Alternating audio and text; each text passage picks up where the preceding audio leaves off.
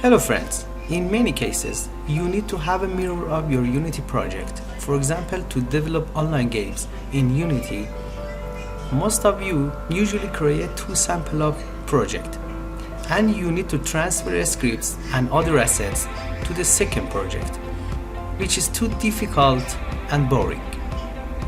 Or some of you create a standalone build to test new codes. Also, this solution takes a lot of time, especially when you're working on a big one.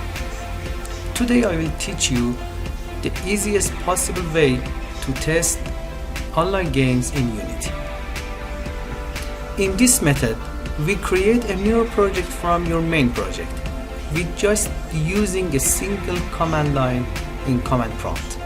After that, when you're working on project, the mirror project will be updated automatically, and you can test your online game project. Let's see how we can do this together.